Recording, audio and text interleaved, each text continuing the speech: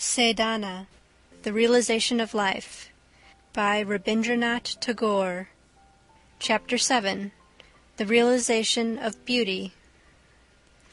Things in which we do not take joy are either a burden upon our minds to be got rid of at any cost, or they are useful, and therefore in temporary and partial relation to us, becoming burdensome when their utility is lost, or they are like wandering vagabonds, loitering for a moment on the outskirts of our recognition, and then passing on. A thing is only completely our own when it is a thing of joy to us. The greater part of this world is to us as if it were nothing, but we cannot allow it to remain so, for thus it belittles our own self. The entire world is given to us, and all our powers have their final meaning in the faith that by their help we are to take possession of our patrimony. But what is the function of our sense of beauty in this process of the extension of our consciousness? Is it there to separate truth into strong lights and shadows, and bring it before us in its uncompromising distinction of beauty and ugliness? If that were so, then we would have had to admit that this sense of beauty creates a dissension in our universe, and sets up a wall of hindrance across the highway of communication that leads from everything to all things. But that cannot be true. As long as our realization is incomplete, a division necessarily remains between things known and unknown, pleasant and unpleasant. But in spite of the dictum of some philosophers, man does not accept any arbitrary and absolute limit to his knowable world. Every day his science is penetrating into the region formerly marked in his map as unexplored or inexplorable. Our sense of beauty is similarly engaged in ever pushing on its conquests. Truth is everywhere, therefore everything is the object of our knowledge. Beauty is omnipresent, therefore everything is capable of giving us joy. In the early days of his history, man took everything as a phenomenon of life. His science of life began by creating a sharp distinction between life and non-life. But as it is proceeding farther and farther, the line of demarcation between the animate and inanimate is growing more and more dim. In the beginning of our apprehension, these sharp lines of contrast are helpful to us, but as our comprehension becomes clearer, they gradually fade away. The Upanishads have said that all things are created and sustained by an infinite joy. To realize this principle of creation, we have to start with the division into the beautiful and the non-beautiful. Then the apprehension of beauty has to come to us with a vigorous blow to awaken our consciousness from its primitive lethargy, and it attains its object by the urgency of the contrast. Therefore our first acquaintance with beauty is in her dress of motley colors, that affects us with its stripes and feathers, nay, with its disfigurements. But as our acquaintance ripens, the apparent discords are resolved into modulations of rhythm. At first we detach beauty from its surroundings, we hold it apart from the rest, but at the end we realize its harmony with all. Then the music of beauty has no more need of exciting us with loud noise. It renounces violence and appeals to our heart with the truth that it is meekness inherits the earth. In some stage of our growth, in some period of our history, we try to set up a special cult of beauty and pare it down to a narrow circuit so as to make it a matter of pride for a chosen few. Then it breeds in its votaries affections and exaggerations, as it did with the Brahmins in the time of the decadence of Indian civilization, when the perception of the higher truth fell away, and superstitions grew up unchecked. In the history of aesthetics, there also comes an age of emancipation, when the recognition of beauty in things great and small become easy, and when we see it more in the unassuming harmony of common objects than in things startling in their singularity. so much so that we have to go through the stages of reaction when, in the representation of beauty, we try to avoid everything that is obviously pleasing and that has been crowned by the sanction of convention. We are then tempted in defiance to exaggerate the commonness of commonplace things, thereby making them aggressively uncommon. To restore harmony, we create the discords which are a feature of all reactions. We already see in the present age the sign of this aesthetic reaction, which proves that man has at last come to know that it is only the narrowness of perception which sharply divides the field of his aesthetic consciousness into ugliness and beauty. When he has the power to see things detached from self-interest and from the insistent claims of the lust of the senses, then alone can he have the true vision of the beauty that is everywhere. Then only can he see that what is unpleasant to us is not necessarily unbeautiful, but has its beauty in truth.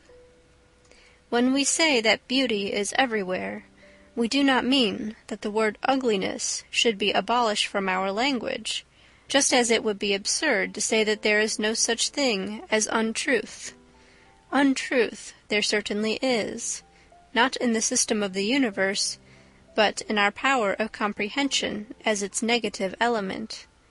In the same manner there is ugliness in the distorted expression of beauty in our life and in our art, which comes from our imperfect realization of truth. To a certain extent, we can set our life against the law of truth which is in us and which is in all, and likewise we can give rise to ugliness by going counter to the eternal law of harmony, which is everywhere.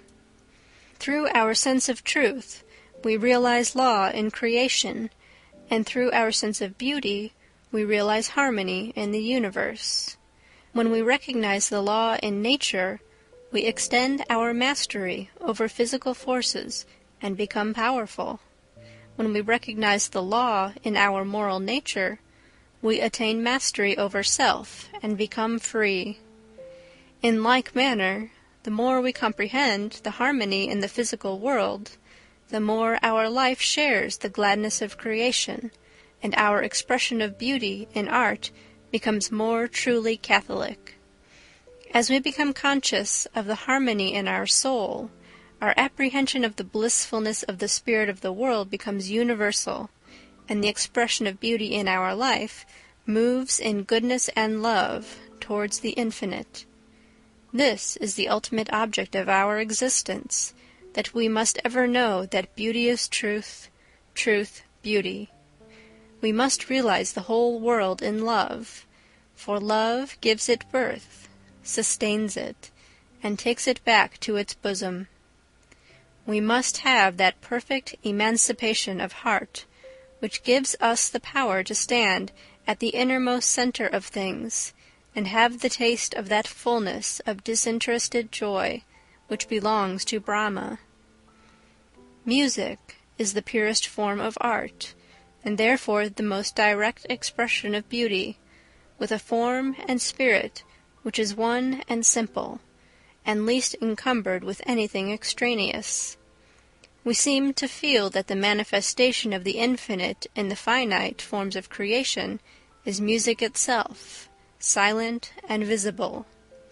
The evening sky, tirelessly repeating the starry constellations, seems like a child struck with wonder at the mystery of its own first utterance, lisping the same word over and over again, and listening to it in unceasing joy.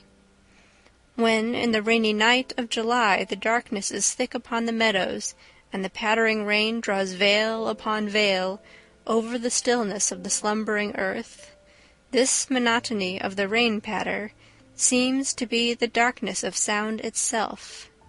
The gloom of the dim and dense line of trees, the thorny bushes scattered in the bare heath like floating heads of swimmers with bedraggled hair, the smell of the damp grass and the wet earth, the spire of the temple rising above the undefined mass of blackness grouped around the village huts, Everything seems like notes rising from the heart of the night, mingling and losing themselves in the one sound of ceaseless rain filling the sky. Therefore, the true poets, they who are seers, seek to express the universe in terms of music. They rarely use symbols of painting to express the unfolding of forms, the mingling of endless lines and colors that goes on every moment on the canvas of the blue sky. They have their reason, for the man who paints must have canvas, brush, and color box. The first touch of his brush is very far from the complete idea. And then, when the work is finished, the artist is gone. The windowed picture stands alone. The incessant touches of love of the creative hand are withdrawn. But the singer has everything within him. The notes come out from his very life. They are not materials gathered from outside. His idea and his expression are brother and sister. Very often they are born as twins. In music, the heart reveals itself immediately. It suffers not from any barrier of alien material. Therefore, though music has to wait for its completeness like any other art, yet at every step it gives out the beauty of the whole. As the meaning of expression, even words are barriers, for their meaning has to be constructed by thought. But music never has to depend upon any obvious meaning. It expresses what no words can ever express. What is more, music and the musician are inseparable. When the singer departs, his singing dies with him. It is in eternal union with the life and joy of the master. This world song is never for a moment separated from its singer. It is not fashioned from any outward material. It is his joy itself, taking never-ending form. It is the great heart sending the tremor of its thrill over the sky.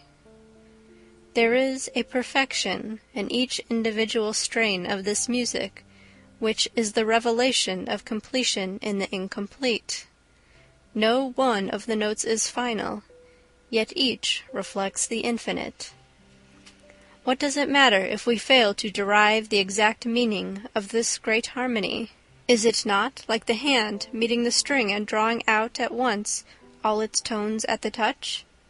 It is the language of beauty, the caress that comes from the heart of the world, straightway reaches our heart. Last night, in the silence which pervaded the darkness, I stood alone and heard the voice of the singer of eternal melodies. When I went to sleep, I closed my eyes with this last thought in my mind, that even when I remain unconscious in slumber, the dance of life will still go on in the hushed arena of my sleeping body, keeping step with the stars. The heart will throb, the blood will leap in the veins, and the millions of living atoms of my body will vibrate in tune with the note of the harp-string that thrills at the touch of the master. End of Chapter 7. The Realization of Beauty. Sadhana, The Realisation of Life, by Rabindranath Tagore. Chapter 8.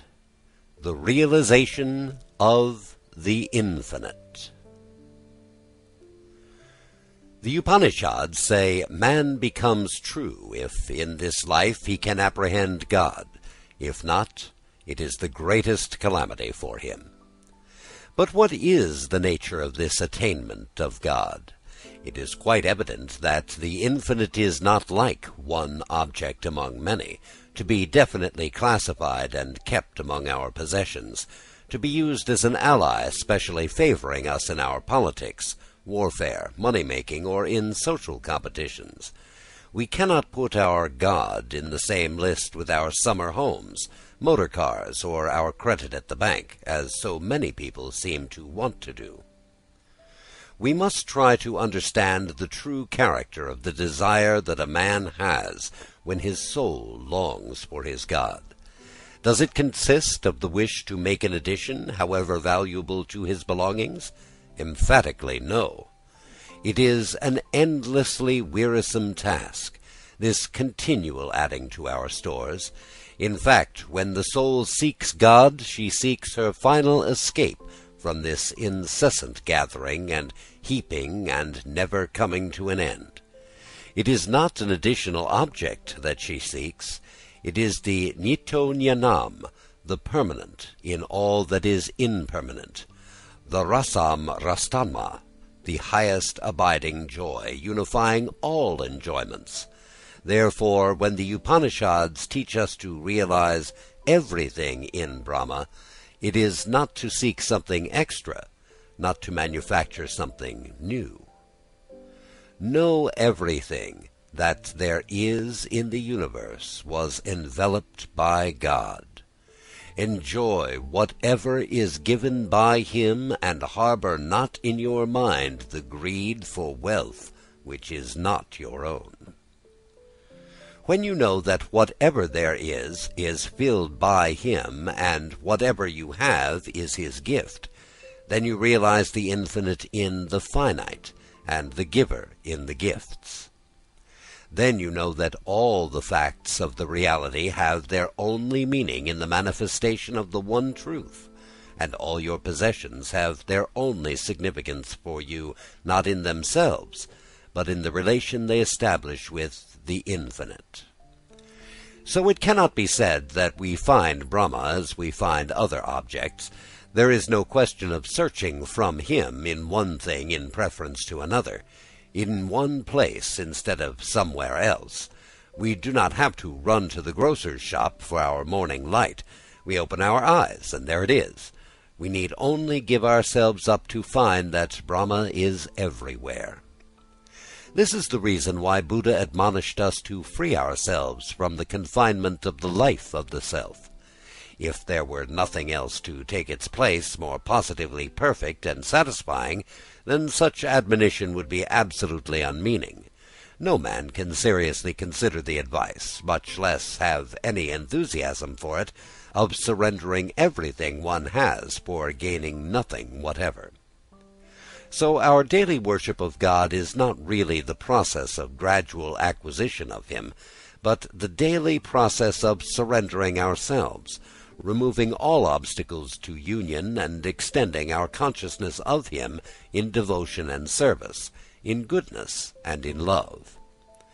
The Upanishads say, "Be lost altogether in Brahma like an arrow that has completely penetrated its target." Thus, to be conscious of being absolutely enveloped by Brahma is not an act of mere concentration of mind. It must be the aim of the whole of our life.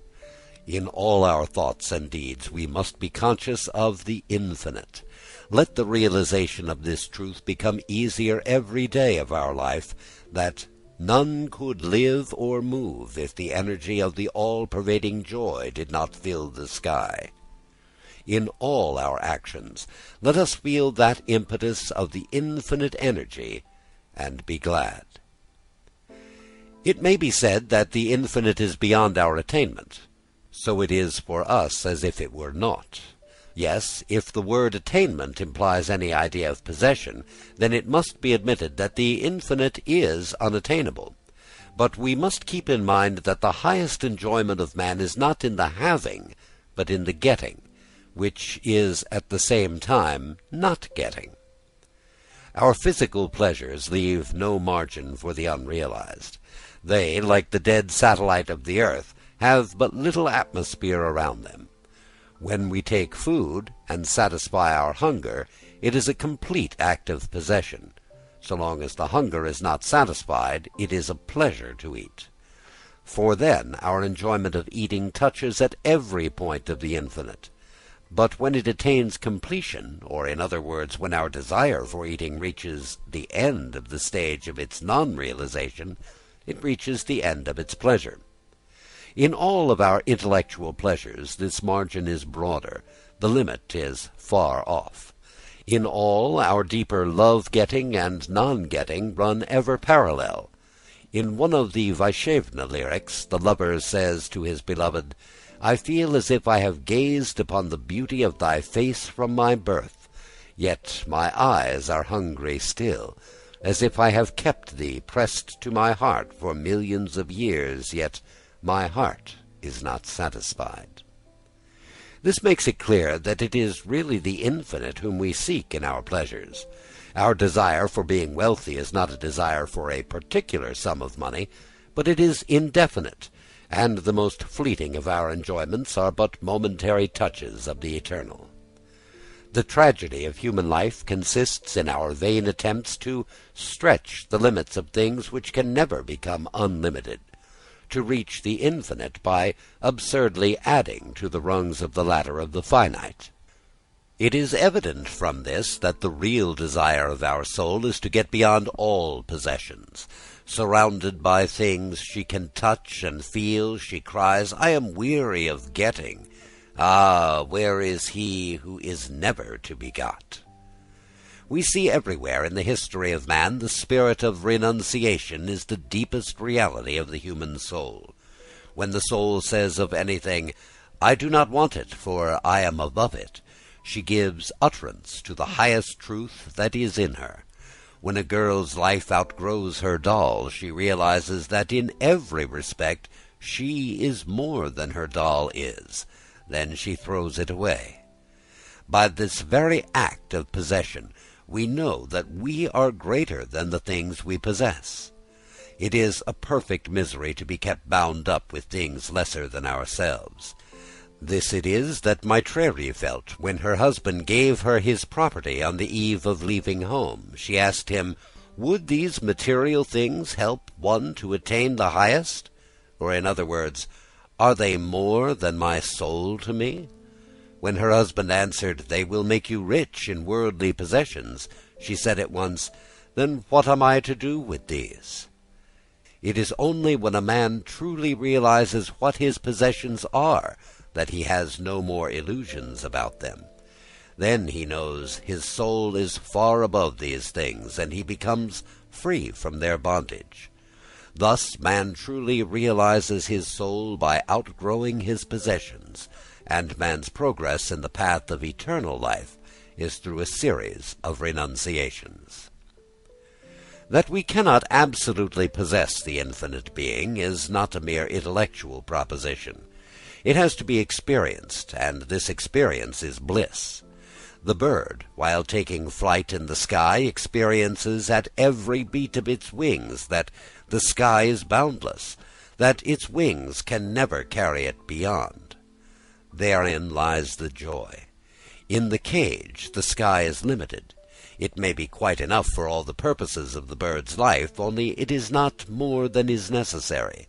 The bird cannot rejoice within the limits of the necessary. It must feel that what it has is immeasurably more than it can ever want or comprehend, and then only can it be glad. Thus our soul must soar in the infinite, and she must feel every moment that in the sense of not being able to come to the end of her attainment is her supreme joy, her final freedom. Man's abiding happiness is not in getting anything, but in giving himself up to what is greater than himself, to ideas which are larger than his individual life, the idea of his country, of humanity, of God. They make it easier for him to part with all that he has, not expecting his life. His existence is miserable and sordid, till he finds some great idea which can truly claim his all, which can release him from all attachment to his belongings. Buddha and Jesus and all our great prophets represent such great ideas. They hold before us opportunities for surrendering our all. When they bring forth their divine alms bowl, we feel we cannot help giving, and we find that in giving is our truest joy and liberation, for it is uniting ourselves to that extent with the infinite. Man is not complete. He is yet to be. In what he is small, and if we could conceive him stopping there for eternity, we should have an idea of the most awful hell that man can imagine. In his to be, he is infinite. There is his heaven, his deliverance. His is occupied every moment with what it can get and have done with. His to be is hungering for something which is more than can be got, which he never can lose because he never has possessed. The finite pole of our existence has its place in the world of necessity. There man goes about searching for food to live, clothing to get warmth. In this region, the region of nature, it is his function to get things. The natural man is occupied with enlarging his possessions. But this act of getting is partial. It is limited to man's necessities. We can have a thing only to the extent of our requirements, just as a vessel can contain water only to the extent of its emptiness. Our relation to food is only in feeding. Our relation to a house is only in habitation. We call it a benefit when a thing is fitted only to some particular want of ours. Thus, to get is always to get partially, and it never can be otherwise. So this craving for acquisition belongs to our finite self. But that side of our existence whose direction is towards the infinite seeks not wealth, but freedom and joy. There the reign of necessity ceases, and there our function is not to get, but to be. To be what? To be one with Brahma. For the region of the infinite is the region of unity. Therefore the Upanishads say, if man apprehends God, he becomes true. Here it is becoming, it is not having more. Words do not gather bulk when you know their meaning. They become true by being one with the idea. Though the West has accepted as its teacher him who boldly proclaimed his oneness with his Father, and who exhorted his followers to be perfect as God, it has never been reconciled to this idea of our unity with the infinite thing. It condemns as a piece of blasphemy any implication of man's becoming God. This is certainly not the idea that Christ preached, nor perhaps the idea of the Christian mystics, but this seems to be the idea that has become popular in the Christian West. But the highest wisdom of the East is that it is not the function of our soul to gain God, to utilize him for any special material purpose. All that we can ever aspire to is to become more and more one with God. In the region of nature, which is the region of diversity, we grow by acquisition. In the spiritual world, which is the region of unity, we grow by losing ourselves, by uniting. Gaining a thing, as we have said, is by its nature partial. It is limited only to a particular want, but being is complete. It belongs to our wholeness. It springs not from any necessity, but from our affinity with the infinite, which is the principle of perfection that we have in our soul. Yes, we must become Brahma. We must not shrink to avow this. Our existence is meaningless if we can never expect to realize the highest perfection that there is. If we have an aim and yet can never reach it, then it is no aim at all. But can it be said that there is no difference between Brahma and our individual soul? Of course, the difference is obvious. Call it illusion or ignorance or whatever name you may give it, but it is there. You can offer explanations, but you cannot explain it away. Even illusion is true an illusion. Brahma is Brahma. He is the infinite ideal of perfection. But we are not what we truly are. We are ever to become true, ever to become Brahma. There is the eternal play of love in the relation between this being and the becoming, and in the depth of this mystery is the source of all truth and beauty that sustains the endless march of creation. In the music of the rushing stream sounds the joyful assurance, I shall become the sea. It is not a vain assumption. It is true humility, for it is the truth. The river has no other alternative. On both sides of its banks it has numerous fields and forests, villages and towns. It can serve them in various ways, cleanse them and feed them, carry their produce from place to place. But it can have only partial relations with these, and however long it may linger among them, it remains separate. It never can become a town or a forest. But it can and does become the sea. The lesser moving water has its affinity with the great motionless water of the ocean. It moves through the thousand objects on its onward course, and its motion finds its finality when it reaches the sea.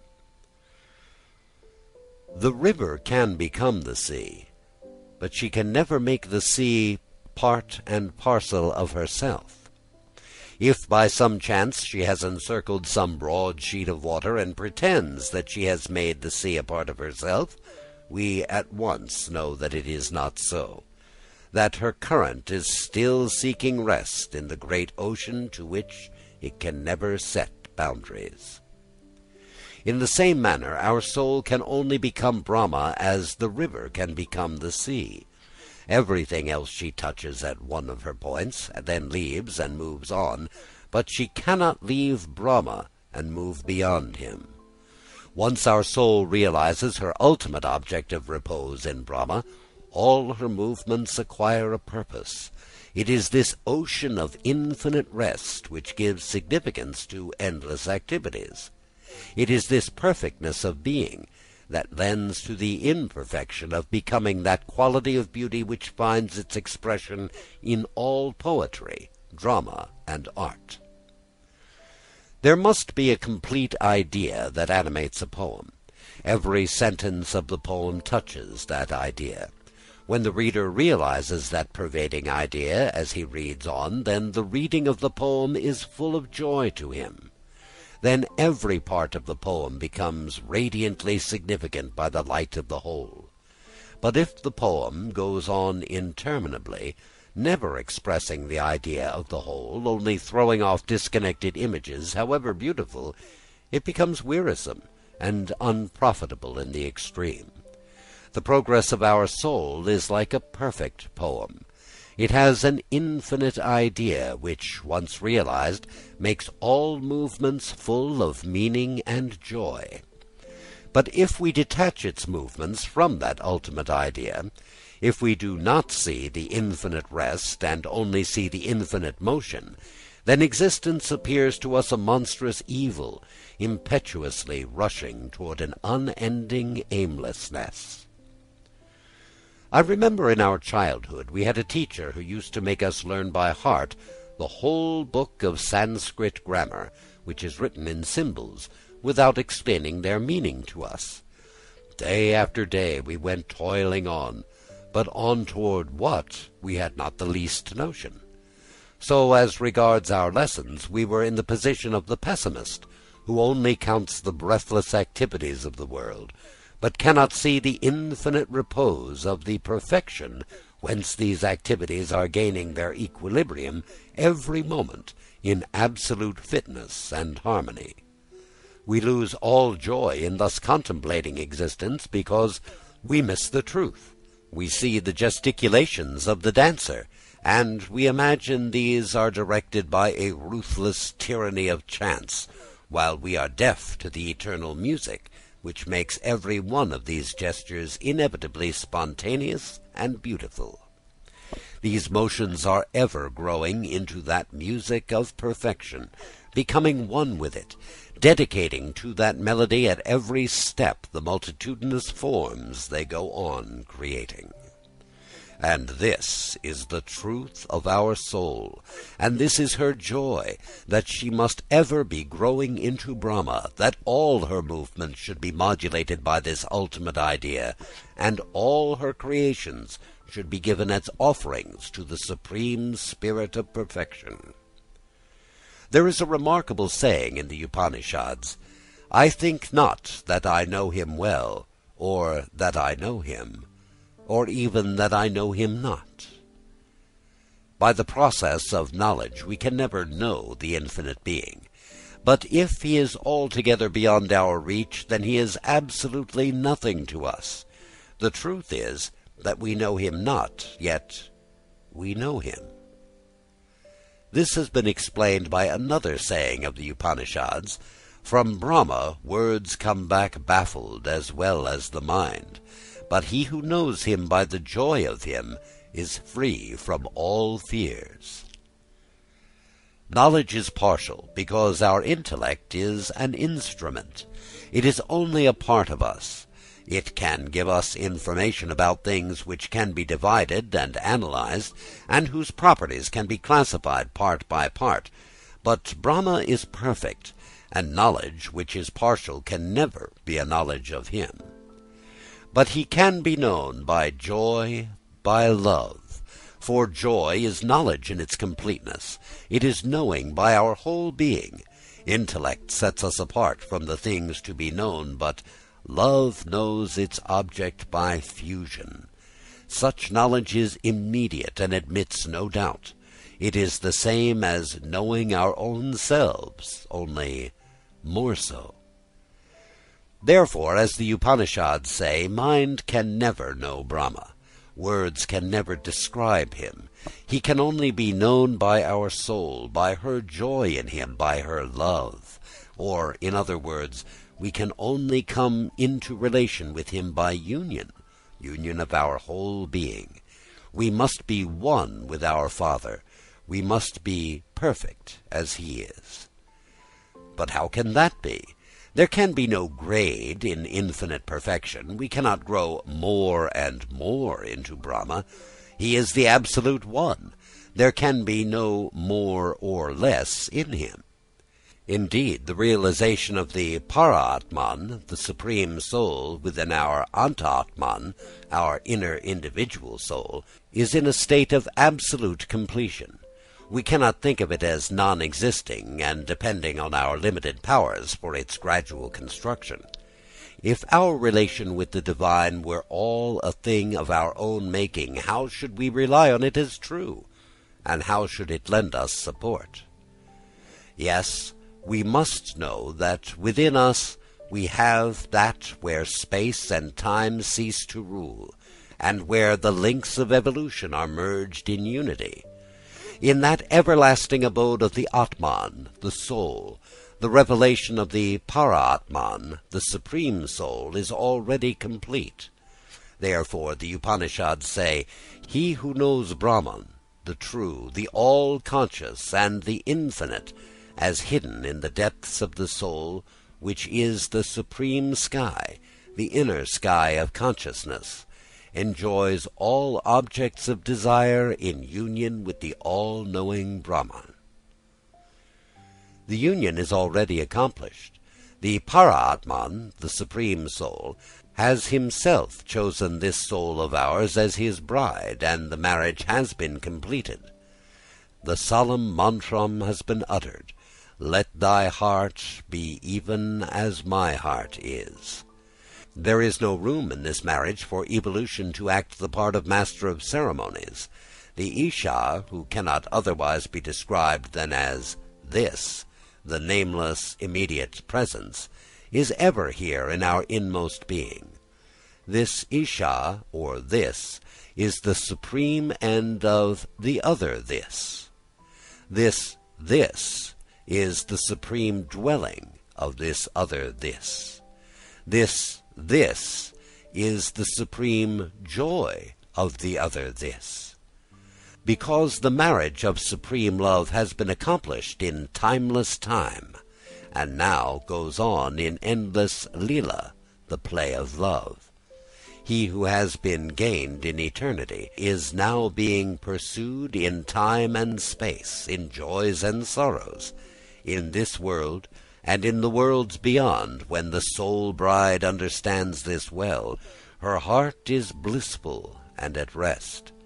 She knows that she, like a river, has attained the ocean of her fulfillment at the one end of her being, and at the other end she is ever attaining it. At the one end is eternal rest and completion. At the other it is incessant movement and change. When she knows both ends are inseparably connected, she knows the world as her own household, by the right of knowing the master of the world as her own lord. Then all her services become services of love. All the troubles and tribulations of life come to her as trials triumphantly borne to prove the strength of her love, smilingly to win the wager from her lover. But so long as she remains obstinately in the dark, lifts not her veil, does not recognize her lover, and only knows the world dissociated from him, she serves as a handmaid here, where by right she might reign as a queen. She sways in doubt and weeps in sorrow and dejection. She passes from starvation to starvation, from trouble to trouble, and from fear to fear. I can never forget that scrap of song I once heard in the early dawn in the midst of the din of the crowd that had collected for a festival the night before. "Ferryman, take me across to the other shore." In the bustle of all our work there comes out this cry, "Take me across." The carter in India sings while driving his cart, "Take me across." The itinerant grocer deals out his goods to his customers and sings, "Take me across." What is the meaning of this cry? We feel we have not reached our goal, and yet we know with all our striving and toiling we do not come to the end. We do not attain our object. Like a child dissatisfied with its dolls, our heart cries, "Not this, not this," but what is that other? Where is the further shore? Is it something else than what we have? Is it somewhere else than where we are? Is it to take rest from all our works, to be relieved from all the responsibilities of life? No. In the very heart of our activities we are seeking for our end. We are crying for the across even where we stand, so while our lips utter their prayer to be carried away, our busy hands are never idle. In truth, thou ocean of joy, this shore and the other shore are one and the same in thee. When I call this my own, the other lies estranged, and missing the sense of that completeness which is in me, my heart incessantly cries out for the other. All my this and that other are waiting to be completely reconciled in thy love. This I of mine toils hard day and night for a home which it knows as its own. Alas, there will be no end of its sufferings, so long as it is not able to call this home thine. Till then it will struggle on, and its heart will ever cry, "Ferryman, lead me across." When this home of mine is made thine, that very moment is it taken across, even while its old walls enclose it. This I is restless. It is working for a gain which can never be assimilated with its spirit, which it can never hold and retain. In its efforts to clasp in its own arms that which is for all, it hurts others, and is hurt in its turn, and cries, "Lead me across." But as soon as it is able to say, "All my work is thine," everything remains the same, only it is taken across. Where can I meet thee, unless in this mine home made thine? Where can I join thee, unless in this my work transformed into thy work? If I leave my home, I shall not reach thy home. If I cease my work, I can never join thee in thy work. For thou dwellest in me, and I in thee. Thou without me, or I without thee, are nothing. Therefore, in the midst of our home and our work, the prayer rises, lead me across. For here rolls the sea, and even here lies the other shore waiting to be reached. Yes, here is this everlasting present, not distant, not anywhere else. So ends Chapter 8, The Realization of the Infinite, and this concludes Sadhana, The Realization of Life, by Rabindranath Tagore.